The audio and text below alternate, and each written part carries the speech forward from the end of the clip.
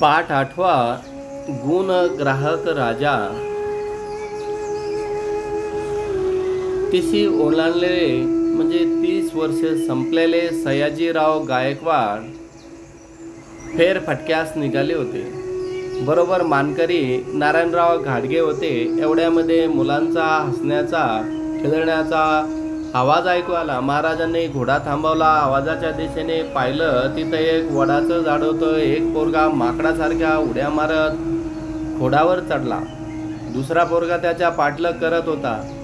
पहिल्यानं पारंबी पकडली. माकडासारखे झोका घेतला. घोड्यावर बसल्यासारखा फांदीवर बसला. दोघा पोरांचा सूरबारंबीचा खेळ सुरू झाला. सयाजीराव महाराज देहभान विसरून खेळ बघू लागले. मनानं त्यांच्या बालपणातील मौज त्यांना लक्षात आलेली आहे. तेथील मारुती मंदिराजवळ वडाच्या झाडावर चढले. पोरासोबत सूर पारुंबी खेळू लागले. थोड्या वेळाने महाराज भानावर आले. स्वतःशीच हसले. निघताना मानकऱ्याला म्हणाले, पोरं चपळ आहेत. कुणाची पोरं आहेत? अधिकाऱ्यांना सांगून त्यांना राजवाड्यात बोलवा. सयाजीराव गायकवाड राजवाड्यात परतले. पण वडाच्या झाडावर माकडासारखी चढणारी आणि उतरणारी पोरं त्यांना नजरेसमोर दिसत होती.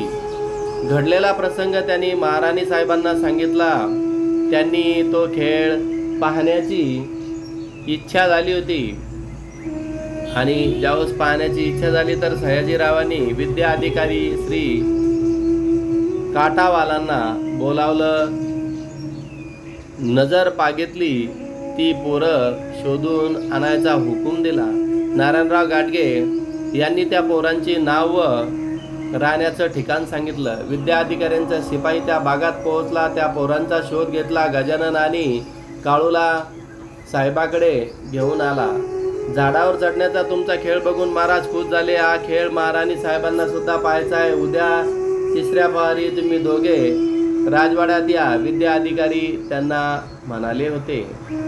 गजानन हा यशवंतराव माणिकचा तर काळू हा रहीम चाबुकस्वाराचा मुलगा होता. महाराजांनी पोरांना राजवाड्यात बोलवलं. गल्लीत वार्ता पसरली. पोरांची उत्सुकता वाढली. तरीही घराच्या काळजी वाटू लागली. कारण महाराज शिस्तीचे होते. दुसरा दिवस उजाडला आहे. विद्या अधिकाऱ्यांनी पोरांना राजवाड्यात आणले. दोघांचे सदरे मळलेले होते. चेहऱ्यावर मात्र तरतरी होती. राजवाड्याच्या समोर मोठं एक वडाचं झाड होतं. महाराज आणि राणीसाहेब पोरांना घेऊन तिथे गेले. बरोबर 3 राजपुत्रही होते. बघण्यासाठी बाजूला सोफे ठेवले होते. काय नाव बाळा तुमचे? महाराजांनी विचारताच गजानन म्हणाला, माझं नाव गजानन माणिक आणि हा काळू चाबुकस्वाराचा मुलगा. छान. आम्ही परवा तुमचं सूरपारंबीचा खेळ पाहिला होता आणि राणी साहेबांना तो दाखवायचा. गजानननं काळूला खून केली. मानकऱ्यांनी सूर तयार केला होता. 1.5 हात लांब व करंगळीच्या जाडीची ती काठी होती. काळूनं सूर हाती घेतला आणि पाय थोडा उचलून पायाखालून सूर फेकला. गजानन तर सूर आणायला धावला. तोपर्यंत काळू सरसर करत झाडावर चढला. काळू आणि गजाननची झाडावर चढण्याची उतरण्याची कसरत सुरू झाली. शेवटी गजानननं काळूला पकडलं. आता गजानन सूर फेकला आणि तो सरसर झाडावर चढला. काळू सूर आणून त्यांच्या मागे वर चढला. गजानननं फांदीच्या टोकावर जाऊन लटकला. काळू जवळ येताच त्यानं जमिनीवर उडी मारली. पुन्हा तो घोड्यावर चढला. गजाननला बाद करणं काळूला जमेना. दोन्ही पोरांनं धावपळीनं धामधूम केली होती. महाराजांनी खेळ थांबवला. दोघांना जवळ बोलवलं. खुशीत त्यांची पाठ थोपटली आणि म्हणाले, छान खेळतात. खेळात हारजीत महत्वाची नाही, खेळणं महत्वाचं आहे. आम्ही तुम्हाला बक्षीस देणार आहोत. महाराजांनी घाटग्यांना खून केली आणि एका तबकामध्ये जरीच्या 2 टोप्या होत्या.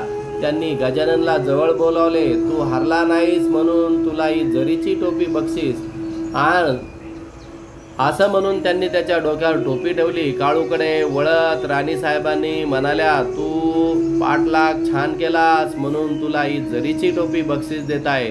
तुमचा खेळ पाहताना आम्हाला आनंद आला, एवढंच नाही तर आम्ही खेळत आहोत याचा अनुभव देखील आला आहे. आणि ज्यावेळेस त्यांना अनुभव आला होता तर हा जो खेळ होता तो खेळ कसा चालतोय हा त्यांनी पाहिला होता. जरीची टोपी बक्षीस म्हणून दिलेली आणि खेळ पाहताना त्यांना अनुभव आला आणि अनुभवातून त्यांना काहीतरी शिकायला देखील मिळाले.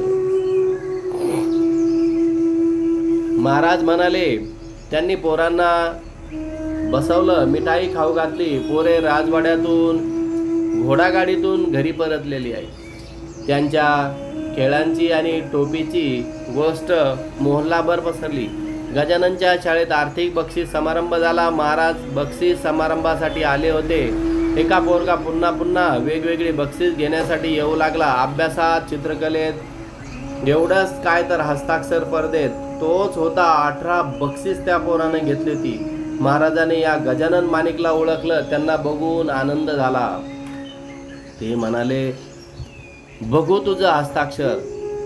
गजानननं कागद शाई मिळवली,